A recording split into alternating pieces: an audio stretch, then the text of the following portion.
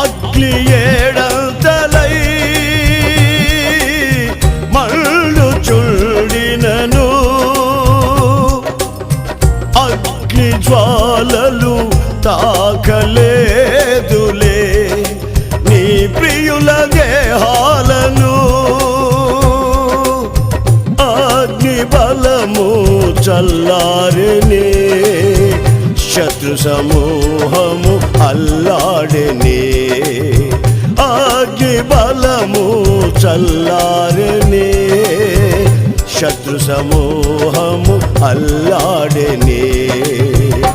నేను నీ స్వాస్థ్యమే, నీవు నా సొంతమే. నా స్తోత్ర బలులన్నీ నీకేనయ్యా.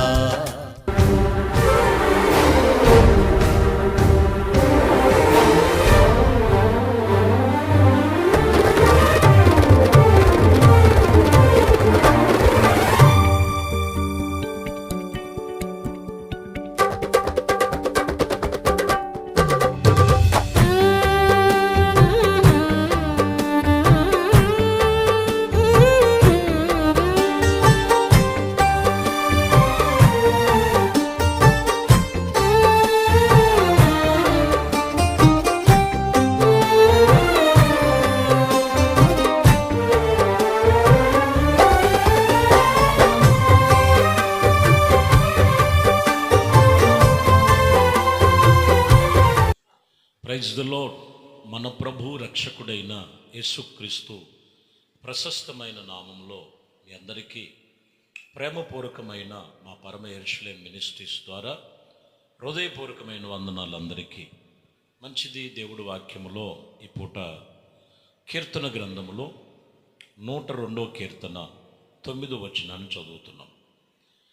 నీ కోపమును బట్టి నీ ఆగ్రహమును బట్టి బూడిదను ఆహారముగా భుజించుచున్నాను.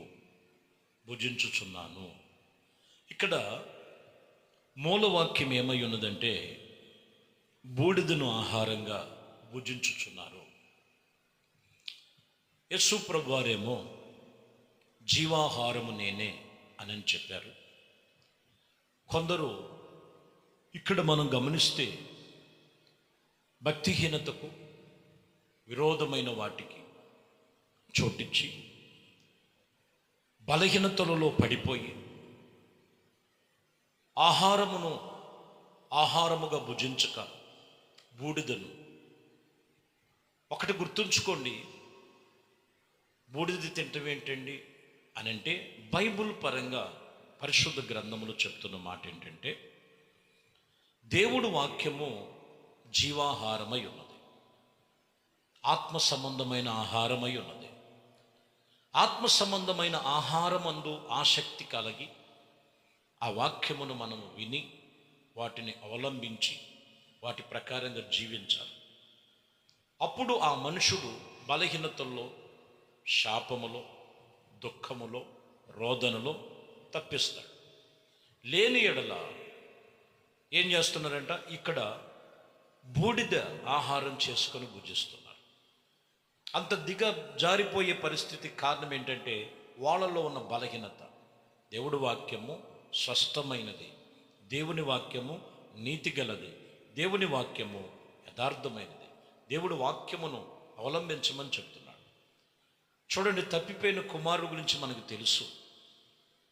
తప్పిపోయిన కుమారుడు తండ్రి దగ్గర ఉన్నంత వరకు కావలసినంత సమృద్ధి ఆహారం ఉంది.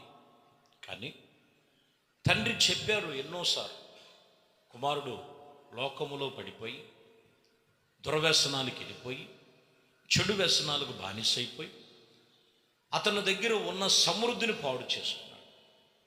పాడు చేసుకున్న తర్వాత చివరి దిశ ఎలా ఉంది, పందులు తినే పొట్టు తిన్నాడు.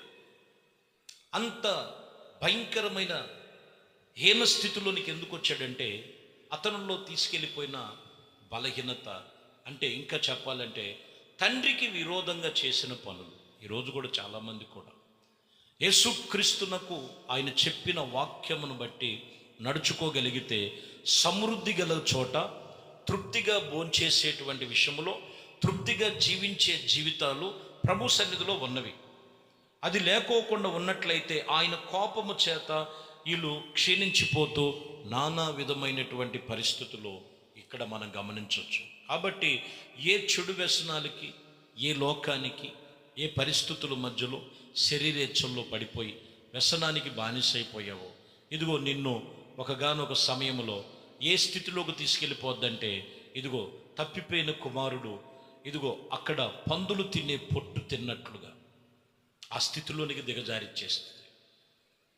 ఇంకొక మాటలో మీరు గమనించాలి, 106వ కీర్తనలో 28వ వచనములో, మరియు వారు బయలు వెళ్ళిన హత్తుకొని చచ్చిన వారికి అర్పించిన బలి మాంసమును భుజిస్తున్నారు.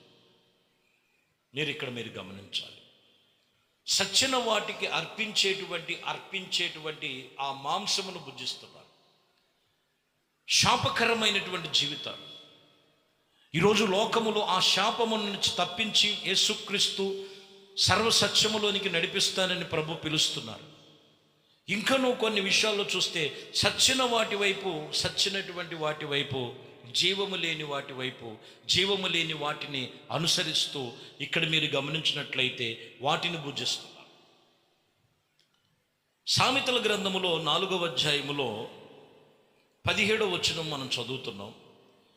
కీడు చేత దొరికిన దానిని వారు భుజిస్తున్నారు, బలత్కారము చేత దొరికిన దాని ద్రాక్షారసము తాగుచున్నారు.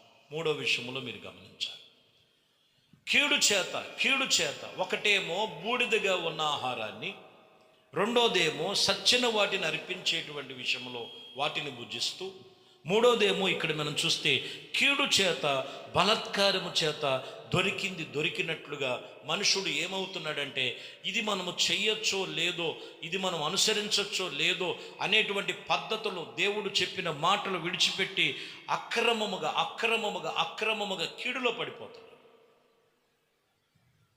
దోషములు అక్కడ దాగి ఉన్నాయి, పాపము పొంచి ఉంది. వాటి నుంచి తొలగించబడి యేసుక్రీస్తు వాక్యము చెప్తున్న మాటలు, ఇదిగో 5వ అధ్యాయం 14వ వచనం సామెతల గ్రంథములో, నేను సమాజ సంఘములో మధ్యలో నుండి ప్రతి విధమైనటువంటి దోషములకును లోబడుటకు కొంచెమే ఇదిగో మేము అన్ని నీవు చెప్పుకొనుచు ఉన్నావు గనక అది ఏది ప్రయత్నం చేసిన ప్రయోజనం లేదు. ఇక్కడ ఏదంట, సామాజికమైనటువంటి లోక సంబంధమైన వారి మధ్యలో ప్రతి దోషములు లోబడుతూ కొంచెము. ఇక్కడ వారిని చేస్తున్నటువంటి విషయంలో ప్రియమైన దేవుని బిడ్డలారా, వాక్యము రాయబడిన మాటల్లో మీరు గమనించాలి. ఒకటి బూడిదతో కూడివన్నది, ఒకటి చచ్చినవి. 3వ విషయంలోకి వచ్చేలకే కీడుతో కూడి ఉన్నది. లోకములో మనిషిని పతనం చేస్తుంది. సామాజికమైనటువంటి సమాజములో మనుషుల యొక్క ఆలోచన తలంపులు కాదు, కానీ ఇదిగో లోకములో నుండి ఆ దోష బలహీనతల నుంచి వేరు చేసి యేసుక్రీస్తు ఆయన స్వరక్తమిచ్చి ఆయన రక్తముతో పరిశుద్ధపరచబడి పవిత్రమైన మార్గములో ఆయనను అనుసరించి నడుచుకోవాలంటాడు. నిర్గమకాండములో 12వ అధ్యాయములో పేతురుతో చెప్తూ మోషేతో మాట్లాడుతున్నటువంటి మాటలు, నిర్గమకాండము 12వ అధ్యాయము 5వ వచనములో మోషేతో చెప్తున్నటువంటి మాటలు మీరు గమనించినట్లయితే, నీవు గొర్రె పిల్లను భుజించుటకును ప్రతి వాని భోజనమును పరిమితమును బట్టి వారిని లెక్కింపవలెను. ఇక్కడ మీరు గమనించినట్లయితే ఇక్కడ భోజనం సిద్ధపరిచాడు. ఆ రాత్రి సంహార దూత రాబోతున్నది.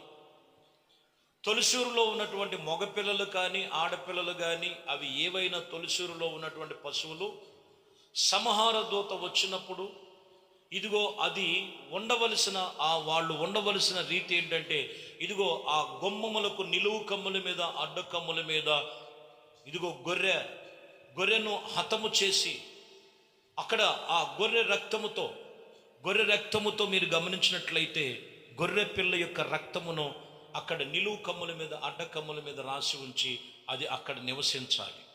అప్పుడు ఆ సంహార దూత వారి ఆ సంహారు నుంచి తప్పించుకునేటువంటి అనుభవంలో ఉంటారని వాక్యం చెప్తున్నమాట. కాబట్టి ఇక్కడ అంటున్నమాట, ఆ గొర్రె పిల్ల యొక్క భుజించుటకును ప్రతి వాని భోజనమును పరిమితమును బట్టి వారిని లెక్కించాలి. చాలా జాగ్రత్తగా గమనించాలి. ఏ భోజనము సిద్ధపరిచాడు? ఇంకా మీరు గమనించినట్లయితే యేసుక్రీస్తే మనకు జీవాహారమై ఉన్నాడు అని చెప్తున్నాడు న్యూ టెస్టిమెంట్లోకి వచ్చాలకి.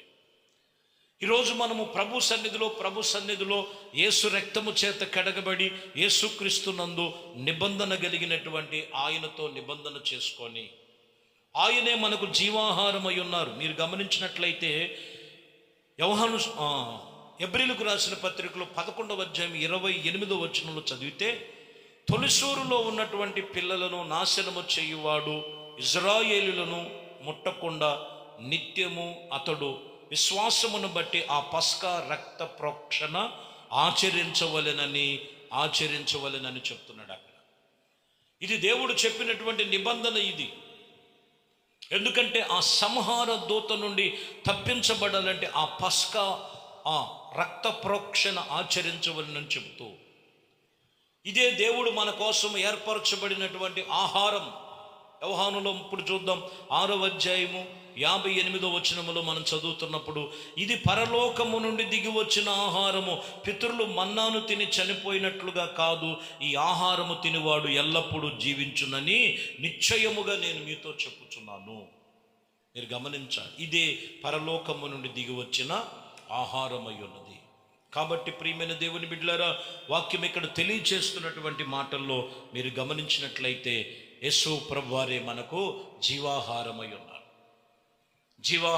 ఉన్నారు. వాక్యం ఇక్కడ తెలియచేస్తున్న మాట, ఆహారమును బూడిదిగా ఆహారము చేసుకునేవారు కొందరు, చచ్చిన వాటిని అర్పించిన వాటిని తింటున్నటువంటి మరికొందరు. బైబిల్లో చెప్తున్నటువంటి మాట, కీడు చేత దోషము చేత వారిని భుజిస్తున్నటువంటిది వారిని దోషములో కీడులోకి తీసుకెళ్తున్నది. 4వ విషయంలోకి వచ్చేలకే యేసుక్రీస్తు మన కొరకు ఆ రోజు పస్కాను బలించినట్లుగా, ఇదిగో న్యూ టెస్టిమెంట్లోకి వచ్చిన తర్వాత యేసుక్రీస్తు నీ కొరకు, ప్రతి మానవ జీవితం కొరకు, సర్వ మానవాళి కొరకు కలవరి శిలువలో రక్తమును కార్చి ప్రాణము పెట్టి పునరుద్ధానుడే లేచిన దేవుడు. ఆయన రక్తమును కార్చి ప్రాణము పెట్టినటువంటి గొప్ప దేవుడు. ఆయనే మనకు జీవాహారమై ఉన్నాడు. ఇదే పరలోకము నుండి దిగి వచ్చిన ఆహారం. మొదటగా వాక్యాన్ని నువ్వు భుజించు, యేసుక్రీస్తుని గురించి తెలుసుకో. ప్రభు చెబుతున్న మాట, నీవు దేవుడి సన్నిధిలో తృప్తిగా జీవిస్తావు, తృప్తిగా నీ జీవితాన్ని కొనసాగిస్తావు, తృప్తిగా ప్రభు సన్నిధిలో నీవు ఆయనతో నిత్యత్వములో నిలిచి ఉంటావు. దేవుడు సన్నిధిలో నీకు తృప్తి ఉన్నది, దేవుని యొక్క వాక్యములో తృప్తి ఉన్నది. ఆయన రక్తమును, ఆయన శరీరములో దేవుడు మనకు అప్పగించి ఉండగా అది మనము భుజిస్తూ, అది జీవాహారమై ఉన్నటువంటి దేవునితో సహవాసముతో నిలిచి ఆత్మీయతలో స్థిరపరచబడి నువ్వు తృప్తిగా జీవిస్తావు. అట్టి కృప దేవుడు నీకు ప్రతి ఒక్కరికి కలుగు చేయనుగాక. ప్రార్థన చేద్దాం. పరిశుద్ధుడా, ప్రేమ కలిగిన తండ్రి, దయగలిగిన మా ప్రభువా, మీ శ్రేష్టమైన అతి పరిశుద్ధ నామమును బట్టి స్తోత్రాలు. ఇదిగోనైనా నా ప్రభువా, నిషేధించబడినవి కాదు, కీడుతో కూడినవి కాదు, దోషముతో కూడినవి కాదు, పరిశుద్ధమైనదిగా పవిత్రమైన మీ రక్తము చేత కడిగి పరిశుద్ధపరిచి పవిత్రమైన మార్గములో, పరిశుద్ధమైన మార్గములో మీ బిడ్డలను నడిపించమని సమస్తమును మీ చేతులకు అప్పగిస్తూ, యేసయ్యా మీ అభిషేకం మీ బిడ్డల మీద ఉంచి, ఇదిగోనైనా అయ్యా మీ యొక్క వాక్యమును భుజిస్తూ మీ యొక్క సన్నిధిలో వారి పాప దోషములు నిమిత్తము, ఇదిగోనైనా నా ప్రభువా, ఆ దోషములు తొలగించి యేసుక్రీస్తు రక్తములో కడగబడి పవిత్రమైనటువంటి మీ సన్నిధిలో నిలిచి సంఘములో సహవాసములో పరిపూర్ణులుగా ఆత్మ సంబంధముగా తృప్తిగా జీవించే జీవితం ప్రతి ఒక్కరికి దయచేయమని యేసుక్రీస్తు నామములో ప్రార్థించి వేడుకొనుచున్నాము తండ్రి, ఆమేన్. ప్రభు మిమ్మల్ని దీవించి ఆశీర్వదించును గాక. ఆమేన్.